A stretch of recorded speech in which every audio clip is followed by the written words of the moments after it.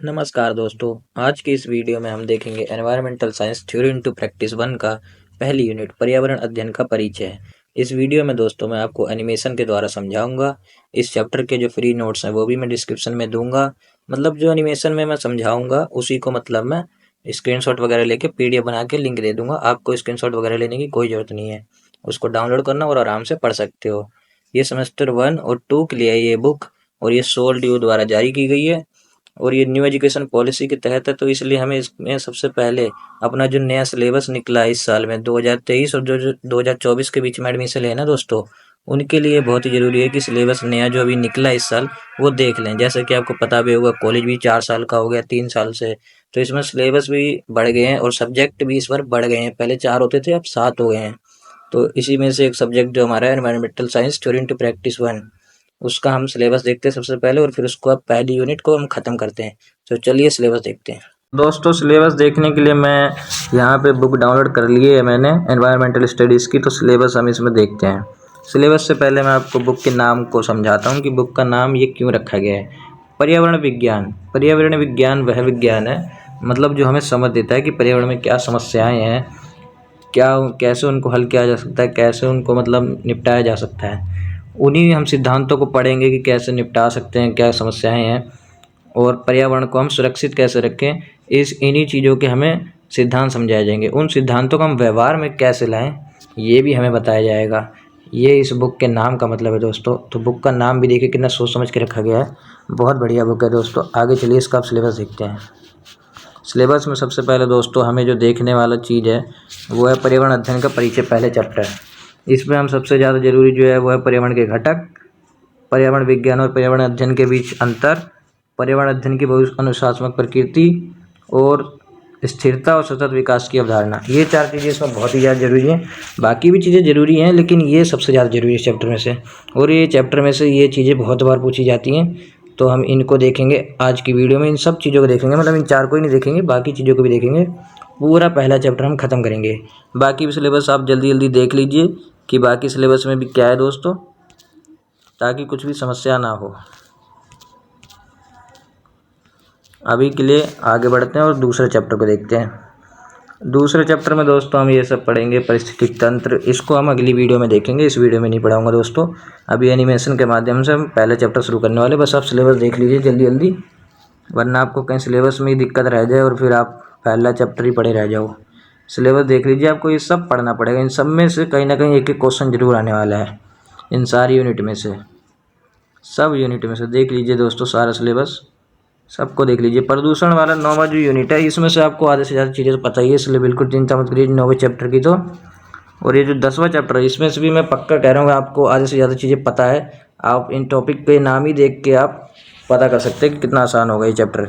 तो चलिए दोस्तों अभी हम एनिमेशन की ओर अपने बढ़ते हैं और पहले चैप्टर को आपको मैं एनिमेशन के माध्यम से समझाता हूँ। तो दोस्तों सबसे पहली जो चीज़ हमें समझनी है वो है पर्यावरण आखिर है क्या। तो पर्यावरण शब्द की उत्पत्ति दोस्तों एनवायरन शब्द से हुई है, जो एक फ्रेंच भाषा का शब्द है।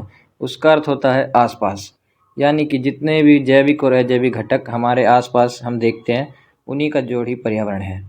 जैविक घटकों के उदाहरण के रूप में आप मनुष्य, जानवर और पेड़ पौधों को ले सकते हैं दोस्तों। और अजैविक घटक के रूप में वायु, भूमि, आकाश और भी कई सारे उदाहरण हैं। एग्जाम्पल के सिर्फ 3 दे दिए हैं मैंने। एग्जाम में आप ये लिख देना, अगर आए पर्यावरण क्या है तो आपको सिर्फ इतना लिख देना है। और एक चीज़ और लिख देना कि पर्यावरण संरक्षण अधिनियम 1986 के अनुसार ये सभी जैविक और अजैविक घटक एक दूसरे पर अपनी अपनी आवश्यकताओं की पूर्ति के लिए निर्भर रहते हैं। जैसे कि सूर्य है, वो हमें उजाला देता है, हम कितना ज़्यादा उस पर निर्भर हैं। हम जैविक घटक है और अजैविक घटक है, हम उस पर निर्भर हैं। तो इस तरीके से हम लोग आपस में एक दूसरे पर निर्भर रहते हैं। आप पौधों का और हमारा उदाहरण भी ले सकते हैं। जैसे पौधों को हमसे कार्बन डाइऑक्साइड चाहिए होता है और वो हमें ऑक्सीजन देते हैं।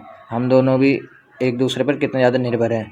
तो जैविक और जैविक घटक भी एक दूसरे पर निर्भर रहते हैं और अजैविक और जैविक घटक भी एक दूसरे पर निर्भर रहते हैं अपनी आवश्यकताओं की पूर्ति के लिए। तो चलिए दोस्तों आगे अगला टॉपिक समझते हैं। तो अगला टॉपिक है दोस्तों हमारा पर्यावरण के घटक।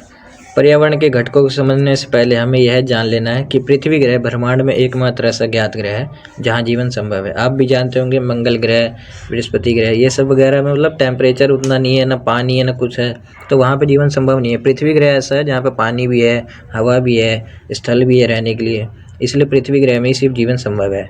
और पृथ्वी ग्रह में विभिन्न क्षेत्र हैं, जैसे ठोस है, तरल है, गैसीय है, ये आप सब लोग जानते हैं। यही क्षेत्र जो पृथ्वी के थे ना, ये पर्यावरण के घटकों के रूप में जाने जाते हैं। जो ठोस एरिया था उसे स्थलमंडल कहते हैं, जो तरल था उसे जलमंडल कहते हैं, और जो गैसीय था उसे वायुमंडल कहते हैं। आप इस चित्र में भी देख सकते हैं, जो पहाड़ी क्षेत्र है वो स्थलमंडल है, जो जलीय क्षेत्र है वो जलमंडल है, और जो आसमान दिख रहा है और हवा से दिख रही है आपको वो वायुमंडल है। ये हो गए हमारे पर्यावरण के घटक। अब चलिए इन्हें बारी बारी समझ लेते हैं। स्थलमंडल को हम सबसे पहले समझते हैं, तो चलिए स्थलमंडल को समझते हैं। स्थलमंडल है, उसको इंग्लिश में लिथोस्फीयर कहते हैं। जो लिथोस का अर्थ ग्रीक शब्द से निकला है, लिथोस, उसका अर्थ होता है चट्टान। चट्टान मतलब मजबूत एरिया जो है उसी को मतलब हम स्थलमंडल कहते हैं। पृथ्वी की संरचना में 3 भाग है, बाहरी क्रस्ट, मध्यमंडल और आंतरिक कोर क्षेत्र में बांटा जाता है पृथ्वी की संरचना को। जो बाहरी क्रस्ट है सबसे पहले पृथ्वी की संरचना में, उसे ही हम स्थलमंडल कहते हैं, ये आप जान लेना। इसी लिथोस्फीयर क्रस्ट की सबसे बाहरी परत है जो ग्रह के भूमि क्षेत्रों का प्रतिनिधित्व करती है। जो भूमि है वही स्थलमंडल है, बस इसको डेफिनेशन के रूप में ऐसे लिख देना। जो पृथ्वी की संरचना है उसकी सबसे बाहरी क्रस्ट लिथोस्फीयर है, यानी स्थलमंडल है। तो आपको मैं समझता हूँ कि स्थलमंडल समझ आ गया होगा। और स्थलमंडल में हम चट्टानें, मिट्टी, समुद्री किनारे और खनिजों को शामिल करते हैं। पहाड़, पत्थर, गहरी घाटियां और समुद्री तल स्थलमंडल की सतह को असमान बनाते हैं। ये लाइन तो आप समझ ही गए होंगे कि क्या कह रही है। जो मतलब एक लेवल है स्थलमंडल का, वो कभी जो पत्थर की गहरी घाटियां हैं वो नीचे कर देता है, कभी उसका लेवल समुद्री तल उससे थोड़ा ऊपर नीचे कर देता है, और जो हमारे पहाड़ है वो उसको ऊपर कर देता है, पठार भी ऊपर कर देता है। तो स्थलमंडल मतलब बराबर नहीं है, यही चीज़ इसमें बता रहे हैं, समान स्तर पर रहता है मतलब हर जगह पे वो। और अपक्षय, ज्वालामुखी विस्फोट जैसी प्रक्रियाएं स्थलमंडल में होती रहती हैं। आप भी जानते होंगे पहाड़ी क्षेत्रों में ज्वालामुखी वगैरह फटते रहते हैं। और जो माउंट एवरेस्ट है वो सबसे उच्चतम बिंदु है लिथोस्फीयर में। आप भी जानते होंगे माउंट एवरेस्ट सबसे ऊंचा पहाड़ है। ठीक है, तो आप समझ गए होंगे। और मैंने यहाँ पे एक ज्वालामुखी की विस्फोट की पिक्चर भी लगा दी है, आप देख लीजिए अगर ज्वालामुखी को भूल गए हो तो। चलिए दोस्तों, अब हम जलमंडल को भी समझ लेते हैं। जलमंडल को इंग्लिश में हाइड्रोस्फीयर कहते हैं दोस्तों। और हाइड्रोस्फीयर का अर्थ होता है, वो भी ग्रीक भाषा का ही शब्द है हाइड्रो भी, और उसका अर्थ होता है पानी। यानी कि जितना भी पानी वाला एरिया है ना अपनी पृथ्वी का, उसे ही हम लोग जलमंडल बोलते हैं। हाइड्रोस्फीयर ठोस बर्फ़ के आवरण, ठोस में मतलब बर्फ़ के आवरण और ग्लेशियर वगैरह आप जानते होंगे ना, ठोस होते हैं, तो उनको जोड़ा जाता है हाइड्रोस्फीयर में। ठोस तरल और तरल में जल निकाय मतलब नदी वगैरह को जोड़ा जाता है। और गैसीय जलवाष्प में मतलब जो आसमान में मतलब जो पानी होते हैं नमी, उसको जोड़ा जाता है। चरणों में मौजूद ग्रह पर जल द्रव्यमान का प्रतिनिधित्व करता है। मतलब जो इन 3 फॉर्म में मतलब जो जल पाया जा रहा है ना हमारी पृथ्वी पे, वो उसी का प्रतिनिधित्व करता है जलमंडल, हमारा हाइड्रोस्फीयर। जलमंडल को इंग्लिश में हाइड्रोस्फीयर कहते हैं, ये याद रखना है। और जलमंडल पृथ्वी ग्रह के कुल सतह क्षेत्र का लगभग 3/4 भाग है। ये आपने बहुत छोटी क्लास में भी पढ़ा होगा कि मतलब आधे से ज़्यादा भाग तो हमारा पानी से ही घिरा हुआ है। तो 3/4 भाग हमारा पृथ्वी का पानी से घिरा हुआ है, ये याद रखना है।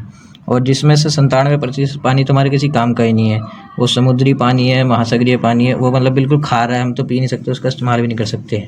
और पीने योग्य जो पानी है वो सिर्फ 3% है, जो हमारे नदी कुओं में है, और जो बर्फ़ के ग्लेशियर हैं वो पिघलते हैं तब उससे पानी मिलता है, वही बस पीने योग्य है। जैसा कि आप इस चित्र में भी देख सकते हैं, जो हमारा हरा हरा भाग है उसमें हम रहते हैं, और उसी में छोटे मोटे कुएँ भी हैं, नदियाँ हैं, उसी से हमें पीने का पानी मिलता है। और जो ये सफ़ेद सफ़ेद भाग दिख रहा है नीचे की ओर अंटार्कटिका में, उधर से भी पिघल के जो पानी आता है उसको भी हम पी सकते हैं, पीने योग्य है। और बाकी जितना भी नीला योग्य है ना, वो महासागर है और समुद्र है, ये पीने योग्य पानी नहीं है बिल्कुल भी दोस्तों। तो जैसा कि आप चित्र में भी समझ लिए, तो जलमंडल हमारा यहाँ पे कंप्लीट होता है। और आगे बढ़ते हम वायुमंडल को समझते हैं। चलिए दोस्तों, अब वायुमंडल को समझ लेते हैं। वायुमंडल को इंग्लिश में एटमॉस्फेयर बोलते हैं, और एटमॉस ग्रीक शब्द से ही निकला है। और एटमॉस का अर्थ होता है वाष्प या वायु रूप।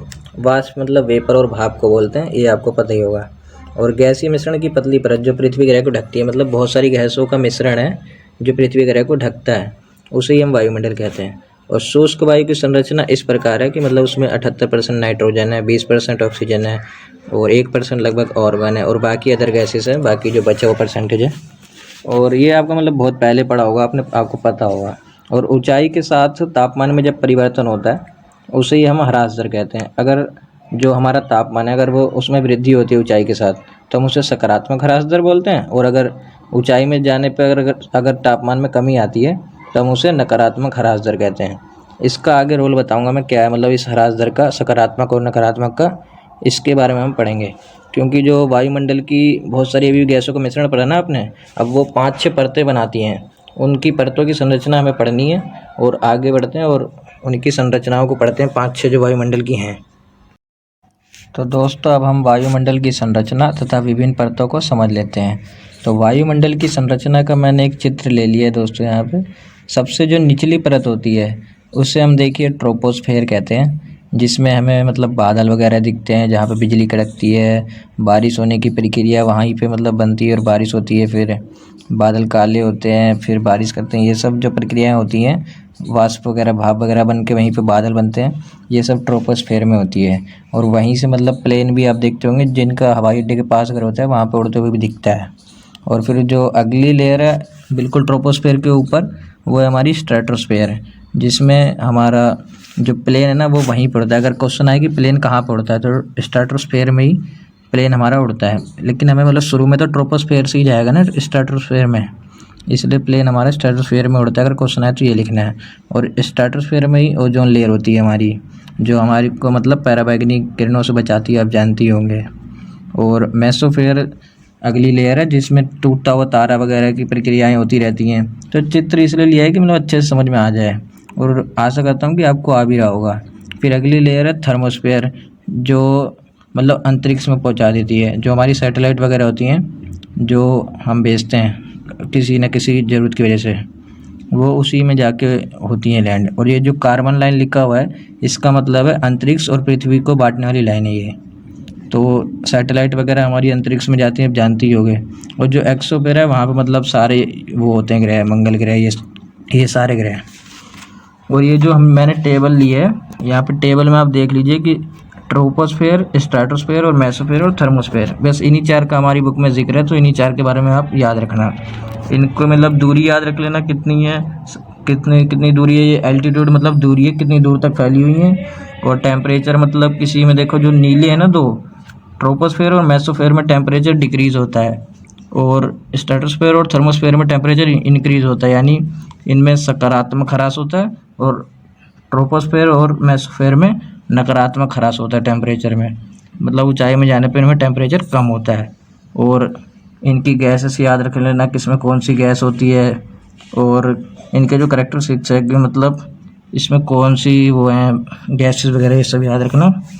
और इसमें कौन कौन सी चीज़ें होती हैं जो मैंने बताई, किसी में प्लेन उड़ता है, किसी में टूटता हुआ तारा, टूटते हुए तारे को उल्टा पिंड कहते हैं हिंदी में, ये भी याद रखना। और सैटेलाइट किस में भेजते हैं याद रखना, प्लेन किस में उड़ता है ये भी याद रखना। तो वायुमंडल की संरचना में यही चीज़ें उसे याद रखनी है। तो आगे बढ़ते हैं, अब अगला टॉपिक समझते हैं। तो चलिए दोस्तों, अब हम जीव मंडल को समझ लेते हैं। जीव मंडल क्या है? स्थल मंडल, जल मंडल, वायुमंडल का वह क्षेत्र जहाँ पे जीवन संभव है उसे जीव मंडल कहते हैं। बस इतनी सी चीज़ याद रखनी है, और ये मतलब ट्रू फॉल्स में आ सकता है 1 नंबर में, इसलिए मैंने आपको ये चीज़ बता दी। आगे समझते हैं अब हम पर्यावरण शिक्षा का महत्व, उद्देश्य, श्रेणियाँ। मतलब ये 3 तरीके से क्वेश्चन पूछा जा सकता है। पर्यावरण शिक्षा का महत्व बताइए, या उसके उद्देश्य बताइए, या उसकी श्रेणियाँ बताइए। तो आपको बता देना है पर्यावरण शिक्षा के महत्व में भी, उद्देश्य में भी और श्रेणियों में भी, कि पहला इसमें पॉइंट बनेगा जागरूकता। लोगों को मतलब जागरूक करना कि पर्यावरण भी एक ऐसी चीज़ है जो खतरे में आ रही है धीरे धीरे, लोगों की जनसंख्या बढ़ने के कारण और उनके मतलब बुरे इस्तेमाल करने के कारण पर्यावरण के। तो उन्हें जागरूक करना कि अगर ये ख़त्म हो गया तो तुम लोग भी धीरे धीरे ख़त्म ही हो जाओगे। तो जागरूक करने के लिए हो गया पहला पॉइंट। दूसरा है ज्ञान के लिए, मतलब कि पर्यावरण में क्या क्या समस्या आ रही है इस बारे में उन्हें ज्ञान देना, ताकि वो और मतलब जागरूक हों और वैसा हो, तो ज्ञान देना हो गया। अगला है दृष्टिकोण, उनके मतलब सोच में बदलाव लाने के लिए कि पर्यावरण सिर्फ हमारे उनका इस्तेमाल करने के लिए नहीं है, पर्यावरण हमें उसकी रक्षा भी करनी चाहिए, मतलब इसमें दृष्टिकोण भी आ जाएगा 1 पॉइंट। अगला आ जाएगा कौशल, मतलब ऐसा कौशल, मतलब हमें कौशल देती है पर्यावरण शिक्षा कि हम मतलब टेक्निक पता चल जाती हैं कि हम कैसे रक्षा कर सकते हैं, हमें सोच विचारने की शक्ति मिलती है, पर्यावरण को कैसे सुरक्षित रख सकते हैं। तो ये हो गया कौशल में, आप ये सब लिख देना। और फिर लिख देना है भागीदारी। पर्यावरण शिक्षा जितने ज़्यादा लोगों को मिलेगी तो सब लोग उसमें मतलब भागीदारी देंगे अपनी पर्यावरण शिक्षा को मतलब पर्यावरण को बचाने के लिए। तो एक भागीदारी भी पॉइंट बन जाएगा। तो आपका मतलब 3 तरीके से क्वेश्चन पूछा जा सकता है और तीनों में ऐसे ही आंसर लिखना और इसको मतलब डिफाइन कर देना थोड़ा थोड़ा, आपका आंसर कंप्लीट हो जाएगा। चलिए अब आगे समझते हैं अगला टॉपिक। तो दोस्तों आगे बढ़ते हैं और अब हम समझते हैं पर्यावरण विज्ञान और पर्यावरण अध्ययन के बीच अंतर। तो पर्यावरण अध्ययन क्या है? एक बहुविषयक विषय है जो पर्यावरण के विभिन्न आयामों वैज्ञानिक, सामाजिक, सांस्कृतिक, आर्थिक, राजनीतिक का अध्ययन करता है। इसके मुद्दों, चुनौतियों और ठोस समाधानों का समग्र रूप से अध्ययन करना ही मतलब पर्यावरण अध्ययन कहलाता है। मतलब पर्यावरण से संबंधित जो भी मुद्दे हैं, समस्याएं, उनका ठोस समाधान निकालने की जो समग्र प्रक्रिया है, उसी का अध्ययन जब हम करते हैं समग्र रूप से, तो उसी को पर्यावरण अध्ययन बोलते हैं। और पर्यावरण विज्ञान क्या है? वो सिर्फ मतलब वैज्ञानिक पहलुओं, मुद्दों और चुनौतियों का ठोस समाधान निकालने का जो प्रक्रिया है ना, उसे पर्यावरण विज्ञान कहते हैं। तो यानी पर्यावरण विज्ञान एक छोटी अवधारणा है और पर्यावरण अध्ययन उससे काफ़ी बड़ी अवधारणा है। तो ये चीज़ आपको क्लियर होगी और अब आगे हम चलते हैं और अपना अगला टॉपिक समझते हैं। तो अब हम समझ लेते हैं पर्यावरण अध्ययन की बहु अनुशासनात्मक प्रकृति। तो जैसा कि अभी हमने पढ़ा कि पर्यावरण अध्ययन जो है वो एक बहुविषयक विषय है। तो इसे समझने के लिए हमें जो विभिन्न विषयों के विशेषज्ञों की आवश्यकता पड़ती है। जैसे अभी हमने पढ़ा था कि ये सामाजिक, वैज्ञानिक, सांस्कृतिक, राजनीतिक, इन सभी विषयों का मतलब अध्ययन करता है। तो इन सभी विषयों के हमें विशेषज्ञों की आवश्यकता होती है इसका मतलब अध्ययन करने के लिए। इसलिए हम इसकी प्रकृति को बहुअनुशासनात्मक प्रकृति कहते हैं और विशेषज्ञों को एक्सपर्ट बोलते हैं इंग्लिश में। तो इससे आपको आसानी हो जाएगी समझने में। तो जैसे कि अभी ये जो मैंने एक डायग्राम भी दे दिया है, इसमें आप देख सकते हैं अगर हमें पर्यावरण अध्ययन करना है किसी भी चीज़ को लेके, तो उसमें हमें इन सब लोगों की आवश्यकता होगी। सोशल साइंस एंड सोशोलॉजी भी पता होना चाहिए, मैथमेटिक्स एंड स्टैटिक्स भी हमें आनी चाहिए। मतलब हमें कैलकुलेट करना पड़ेगा ना, पहले कितने पेड़ थे, मान लो अब कितने हैं, तो मैथमेटिक्स उस तरीके से। और हमें लॉ एंड लीगल एस्पेक्ट पता होने चाहिए, मतलब हमें कानून की जानकारी होनी चाहिए कि क्या क्या कानून बने हुए हैं पहले से। और ऑर्थोपोलॉजी की ज़रूरत पड़ेगी, हिस्ट्री एंड आर्कियोलॉजी की पड़ेगी, मतलब इतिहास भी हमें पता होना चाहिए कि पहले मतलब क्या था इस चीज़ को लेकर और अब क्या हो गया है। तो इन सब तरीके से हम समझ सकते हैं कि पर्यावरण की बहु अनुशासनात्मक प्रकृति क्यों है। तो अब हम आगे चलते हैं और अगला टॉपिक समझते हैं। तो दोस्तों अब हम समझ लेते हैं पर्यावरण अध्ययन का दायरा और महत्व। पर्यावरण अध्ययन एक बहुविषयक विषय है तथा इसे समझने के लिए हमें विभिन्न क्षेत्रों के विशेषज्ञों की आवश्यकता होती है, इसलिए इसका दायरा काफ़ी विशाल है। जैसा हम पहले भी पढ़ चुके हैं कि ये एक बहुविषयक विषय है, यानी इसमें सामाजिक, राजनीतिक, आर्थिक, सांस्कृतिक सब विषयों के बारे में मतलब समझना पड़ता है, तब जाके इसका अध्ययन होता है। तो ये हो गया, इसके मतलब कई सारे विशेषज्ञों की आवश्यकता होती है, इसलिए जो इसका दायरा हो गया वो काफ़ी बहुत विशाल है, बहुत बड़ा है। यानी जो मतलब इसका एक तरीके से क्षेत्रफल देख लो या इसका फैलाव देख लो तो वो काफ़ी बड़ा है। तो इसका दायरा काफ़ी विशाल है, आपको ये लिख देना है। और इसका महत्व दोस्तों काफ़ी ज़्यादा है, क्योंकि इससे संबंधित आप क्षेत्रों में भर्ती भी ले सकते हैं, मतलब आप अपना करियर बना सकते हैं, पेशेवर करियर बना सकते हैं। जैसे कि आप शिक्षाविद बन सकते हैं, जो पर्यावरण शिक्षा मतलब बांटेगा, जो बताएगा, पर्यावरण के प्रति जागरूक करेगा लोगों को। और अनुसंधान एवं विकास के क्षेत्र में आप जा सकते हैं, मतलब किस तरीके से पर्यावरण के संरक्षण करना चाहिए और उसका मतलब विकास भी हो और हम लोग पर्यावरण को संरक्षित भी रखें, इस चीज़ के बारे में आप बन सकते हैं कुछ। और उद्योग, मतलब जो उद्योगपति हैं वो पर्यावरण जो अध्ययन जो जानते हैं उनको रखते हैं कि हम किस तरीके से अपना मतलब माल वगैरह बनाएं जिससे पर्यावरण कम हो मतलब कम खराब हो, ये चीज़ होगी। मंत्रालय और एजेंसियों में आप लग सकते हैं, जैसे UNDP वगैरह, इन सब एजेंसियों में लग सकते हैं। कई सारे मंत्रालय हैं, उनमें भी आप काम पे लग सकते हैं। कई सारे NGO हैं जो पर्यावरण के सुरक्षण के लिए आवाज़ उठाते हैं, उनमें लग सकते हैं। आप परामर्शदाता बन सकते हैं, मतलब जो सलाह देता है कि पर्यावरण को कैसे बचाएं, ये सब। और आप हरित पत्रकारिता कर सकते हैं, मतलब पर्यावरण के प्रति आप प्रिंटिंग वगैरह में मतलब आप दे सकते हैं कि पर्यावरण को कैसे सुरक्षित रखें, ये सब वगैरह। तो आप उसमें भी करियर बना सकते हैं। और पर्यावरणीय कानून और हरित हिमायत बन सकते हैं आप, जो मतलब पर्यावरण के कानून वगैरह बनवाने में मदद करे सरकार की। और हरित मतलब हिमायती, मतलब जो पर्यावरण को सुरक्षित रखने के लिए मतलब हमेशा आवाज़ उठाता रहे, आप वो बन सकते हैं। तो इस तरीके से आप भर्ती भी ले सकते हैं पर्यावरण अध्ययन करने के बाद। तो देख लीजिए कितना काम का सब्जेक्ट है और इसको अच्छे से पढ़ लीजिए। और अब हम समझते हैं इसका अगला टॉपिक। तो अगला टॉपिक है हमारा दोस्तों पर्यावरणवाद में महत्वपूर्ण मील के पत्थर। पर्यावरणवाद का मतलब है मतलब जो पर्यावरण के रक्षा के लिए मतलब जो आवाज़ उठानी शुरू हुई उसी को मतलब पर्यावरणवाद कहने लग गए। पर्यावरण संरक्षण के लिए जो आवाज़ उठाना शुरू की सबने, तो उसमें मतलब महत्वपूर्ण मोड़ कौन कौन से हुए जो आज इतना मतलब पर्यावरण को सुरक्षित रखिए, ये करिए वो करिए। आज मतलब आप सुनते होंगे ना, तो इसके महत्वपूर्ण मोड़ हम पढ़ेंगे कौन कौन से थे। तो इसमें एक पूरी टाइमलाइन मैंने एक चित्र में ले ली है, इसके द्वारा हम समझेंगे। टाइमलाइन में देखिए, सबसे पहले जो है 1962 में साइलेंट स्प्रिंग लिखी। साइलेंट स्प्रिंग जो है रचल कार्सन द्वारा लिखी गई थी। ये एक यूरोपियन था। इसने अपनी बुक में लिखा मतलब कि कैसे जो इधर यूरोप में इतना सारा वो औद्योगिक क्रांति वगैरह हो रखी है, इतना विकास हो रहा है, उसकी वजह से कितना पर्यावरण को नुकसान हुआ है। तो पर्यावरण की रक्षा करनी चाहिए, वरना आगे चल के ये हमारे लिए बहुत बड़ा खतरा बनेगा। फिर जो अगली चीज़ हुई वो रामसर कन्वेंशन का उदय हुआ। ये मतलब ऐसी आर्द्र भूमि का संरक्षण के लिए ये आवाज़ उठाता है रामसर कन्वेंशन। इंग्लिश में आर्द्र भूमि को वेटलैंड कहते हैं। और आर्द्र भूमि मतलब ऐसा एरिया होता है ना जहाँ पे सालों भर या कुछ कुछ मौसम ऐसे होते हैं, मिट्टी मतलब उसमें पानी से पूरी ढकी रहती है, उसे हम आर्द्र भूमि कहते हैं और इंग्लिश में उसे वेटलैंड कहते हैं। तो दूसरी चीज़ ये हुई। फिर तीसरा हुआ कि 1972 में एक सम्मेलन हुआ स्टॉकहोल्म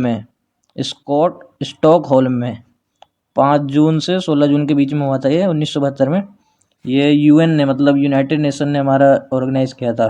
इसमें भारत भी गया था और इसीलिए मतलब ये 5 जून से जो शुरुआत है ना, इसलिए 5 जून को हमारा पर्यावरण दिवस भी मनाया जाता है हर साल। अब आपको ये भी मतलब ट्रू फॉल्स में पूछ सकता है तारीख देके, तो ये भी याद रखना। और इसी के बीच में ना 1972 में ही क्लब ऑफ रोम, आपने 12वीं में पढ़ा होगा, उसकी रिपोर्ट आई थी। उसमें उसने लिमिट्स टू ग्रोथ नाम की एक बुक दी थी। उसमें भी हमने पढ़ा था कि जनसंख्या के बढ़ने से कैसे वो पर्यावरण को नुकसान पहुंच रहा है, तो ये सब पढ़ा था हमने। अगली जो चीज़ पढ़नी है वो है प्रोजेक्ट टाइगर। मतलब जो टाइगर ख़त्म हुए जा रहे थे उनकी रक्षा के लिए भी मतलब फिर 1973 में आवाज़ उठी। फिर 1979 में भी कुछ हुआ। 3 माइल्स आइसलैंड न्यूक्लियर डिजास्टर हुआ। फिर भोपाल गैस ट्रेजिडी आपने सुना भी होगा, 1984 में हुई थी और 2 से 3 दिसंबर के बीच में हुई थी। ये सब क्वेश्चन ना इसमें से आप देखना बहुत सारे इंटरनल असेसमेंट में आ रखे थे अभी ऑनलाइन जो हुआ था बच्चों का। तो एक एक नंबर में या ट्रू फॉल्स में ये ज़रूर पूछे जाएंगे इसमें से, तो थोड़ा थोड़ा याद रख लेना सब चीज़ें को।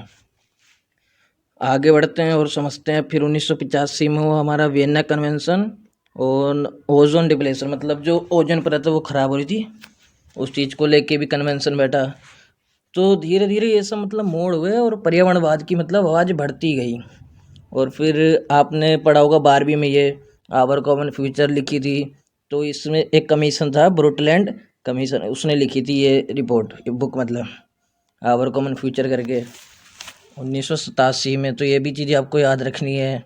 फिर 1992 में तो रियो सम्मेलन हुआ था, वो भी आपको पता ही होगा, वो 12वीं में पढ़ा था। तो इस तरीके से बहुत सारी चीज़ें पढ़ी है और कई सारी नई भी लिखी हैं इसमें, तो वो सब याद कर लेना। तो पर्यावरणवाद में यही सब महत्वपूर्ण मोड़ थे जो पर्यावरणवाद को आगे बढ़ाया। तो अब हम आगे चलते और अब हम लास्ट टॉपिक समझते हैं अपना सतत विकास। बहुत आसान टॉपिक है, उसको भी समझ लेते हैं जल्दी से। चलिए, स्थिरता और सतत विकास। सतत विकास तो आप बहुत पहले से पढ़ते आ रहे हैं, मतलब वह विकास है जो भावी पीढ़ी की आवश्यकताओं की पूर्ति करने की क्षमताओं से समझौता किए बिना वर्तमान पीढ़ी की आवश्यकताओं की पूर्ति करता है।